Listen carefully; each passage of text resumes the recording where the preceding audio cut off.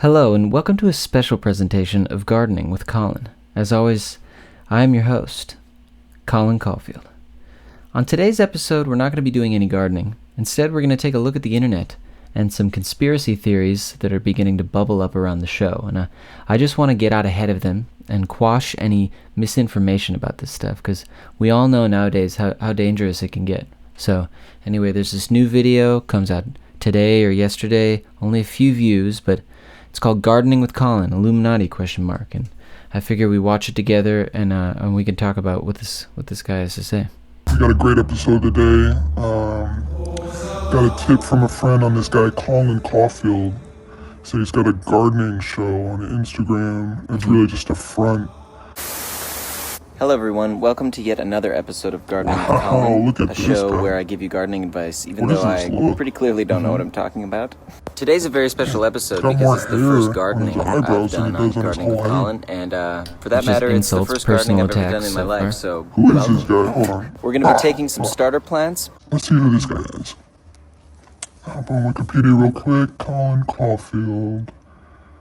Yeah, rub it in. No page. Nothing. So I'm guessing fake name. You know, it's a front. They went with CC. Colin Caulfield. I think my real name. Pretty obvious symbolism here. 33rd degree Mason. Third degree, or third letter of the alphabet. I don't know about the Scottish Rite. I don't need to tell you all about that. You'd think they wouldn't be so obvious, but hey, here he is, CC. I mean, come on. This is a gardening show. I'm a gardener. I'm a simple farmer, really. Scottish Rite. Fuck it. But I think here's the most important part about after a quick, beautiful trip to my favorite place, Home Depot, I got strawberries, broccoli, kale, and also some cilantro, but that's going to be it.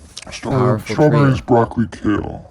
SBK. So I took those letters and I'm thinking, started rearranging them, and remembered that BSK, you know, that's the code that they give for different types of climates. They got different acronyms for them.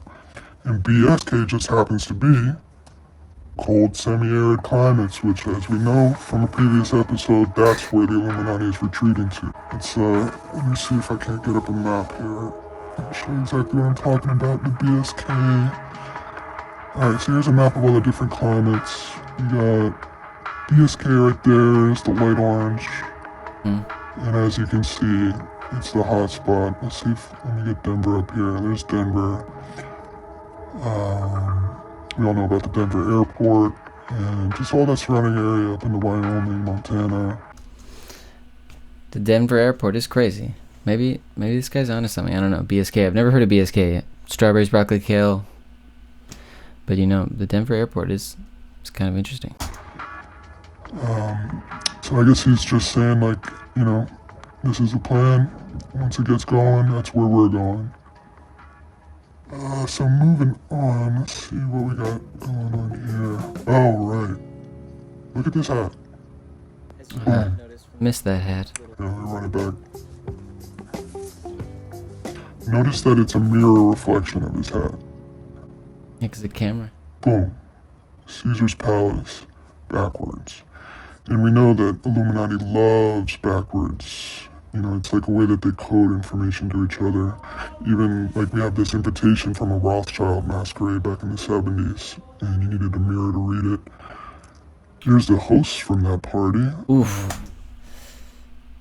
I do have to admit that the decaying deer bust that I have in the front yard does look an awful lot like that Baphomet mask. And previously I said I didn't know why the deer bust was in the garden, and maybe there's some subconscious stuff at play. I don't know. This stuff is intriguing. Miss Baphomet herself.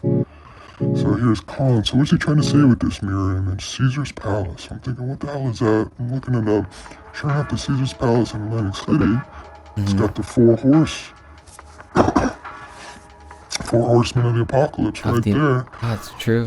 So he's just saying like, all right, the plane's actually in motion. We got all four horses here. I don't know. Gotta look more into that. Yeah. Let's see. Oh yeah, this episode started right with the theme music. It was the first one to do that. So did he edit out something? You know, like maybe there was some information in the beginning that was too obvious. Ah, shit. I liked it again. There's a lot of stuff that, you know, doesn't make the cutting room floor. And maybe sometimes when I make those decisions and I say, like, I'm not going to use this clip because it's too boring and I messed up my speaking, maybe it's actually really in the back of my head, like those clips you know, reveal a darker undertone of the show, and maybe that's the Illuminati at play. I might not even be doing this intentionally. Maybe I've just been brainwashed. Maybe I'm a pawn. I don't know. This is crazy. I'm thinking about God for the first time in a long time. Here we go. The fuck is he smoking? Nah, still nothing. Wow. What a dick. Look how smug he is. Oh, alright. This episode we've got some more mirrored codes. Oh, okay. Let's see. Here we go. Alright. Shirt. So at first I was like, what the hell, Crystal? And then I'm like, oh, that's like Crystal Pepsi ad. And as you can see, Crystal Pepsi. He had it not just in mirror, but also in another language, the Pepsi part, but it's obvious enough that I could figure it out. So, for those who don't know about the crystal spheres of heaven, it's some Illuminati lore. Dates back pretty far, and it's just a core belief there's that the stars are the heavens, you know, that type of idea. And so I'm thinking it represents divinity, God. And then Pepsi, of course, is just the word for digestion in Greece. You go to Greece and say, yo, you got some Pepsi? You're like, wow, you got digestion? You know, like that. That's what that means. So what does digest mean? And sure enough, to separate, divide, or, you know, it's pretty obvious that he's just advocating the separation of, you know, the masses from their divinity, from their gods, because we are all gods. And that's how the Illuminati keeps us from that knowledge. Oh yeah, this guy. Alright, so it'd be nice to have some friends, and then this image. So I'm thinking, what the hell is this? And it reminds me of these pictures of Jesus with the Sacred Heart and the light coming out of his chest. So is he just trying to reach out to these, you know, like ultra-conservative Christians? He's like, look at this. What is wrong with people? The irony is, like, it's kind of affecting me right now. This fact that I made a point to talk about how I didn't really have any feelings about God and, for that matter, Jesus, and then to think that, like, I unwittingly am putting in Christian iconography and references to Jesus is, you know, it's something that I'll have to think about, and I'll have to think about why it is that I'm doing that. I don't know. This guy's, he's onto something. We can't be friends anymore. Anyways. I don't make the rules, you guys. I just follow them, especially when it comes to planting trees. Rule number 1, plant young trees in the fall, if possible. If it's not possible, well, no one's gonna stop you. Plant young trees. So we got the kids in the fall after the apocalypse. When shit hits the fan, that's when you gotta indoctrinate the kids. That's a big thing with the Illuminati. I don't know why I'm laughing. This is very, very serious. This is really serious. I'm not laughing right now. Rule number 2. Be sure to dig a proper hole. Dig a proper hole. Alright, dig a hole. I mean, this is going back to what I was saying before, the bunkers out in Denver and all that. We know that they're out there. We know they're already building them. They've got billionaire bunker tours on CNN. We got, look, this shit is already out there, you know? So he's just saying, you know, make sure you got a good hole, make sure you got a good bunker, you know, like, shit's about to hit the fan and it's gotta be real, you know? Because these dudes just already got them out there, just waiting. But man, you know, it's something I think about a lot. Honestly, it's something I think about all the time. And you know, we're in quarantine right now, and I'm trying to grow my own food to be more self-sufficient, so I don't need to, like, go out to the store as often. And that time will come where we need to grow our own food. He's kind of speaking my language, The people with those bunkers really, really are going to be in a better position when the shit hits the fan. I don't know. It's not my idea. Alright, I edited it out because he dug a hole for 2 minutes straight in the video with his shirt off. I'm thinking, why is he just showing off his awesome pecs? Like, what is it? And I see it. He's got the Baphomet pentagram symbol in his chest hair. Look at that. It's in there. Just grown into his chest. How did he do that? Who is this guy? And so that's the more subliminal imagery right there. Just getting all the women with those pecs and they don't realize they're staring right into the mark of the beast. Oh my god. A couple blocks from where I live at Colin Danny's beautiful home and garden. Guys, I just want to say thanks so much for being on the show. Hi, welcome to our garden. What the fuck was that? These robots? In unison, monotone? Like, what is, so I'm thinking maybe these are just actors, and he's got these people here to represent the sheeple. What if Cole and Danny are actors? What if they're in on it too? And, with the light coming in over them, maybe it's, our friend CC is going to illuminate them. Let's see where it takes them. There's tomatoes and stuff. What we have right here, though, is the East Bolivian ghost pepper. The rarest and spiciest pepper known to man.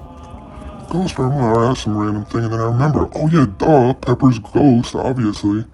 For those who don't know, Pepper's ghost, it was, like a mirror trick. You probably saw it when Tupac played Coachella. It was the most recent they brought it back, but it's been around for a while. And it's just, mirrors and shadows, just an illusion, deception. And so that's what this red pepper is representing in the scene. Another reference to this deceptive imagery that I didn't realize that I was putting into the show, and I'm gonna have to think about this. I'm gonna have to take stock of my ulterior motives, really, and I need to question whether or not I'm a truthful and good person. I'm getting to that point from this video. It's upsetting me. Is the deception, and then you see here. Friendship, I brought you some raw broccoli greens. Thank you, Colin. You know what? I have just the thing for you. Okay. What is this? This is just a mild red pepper. Okay. Oh, pepper.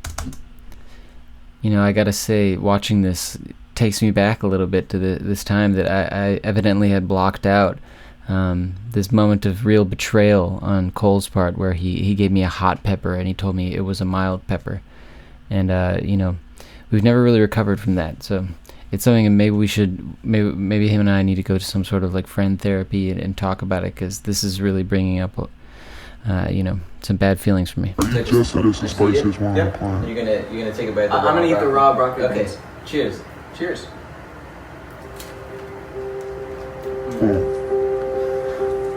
So what is he saying here? He's tricked into eating the pepper by the sheeple. There's deception in the masses. I don't know. I mean, this is how he ended the whole season.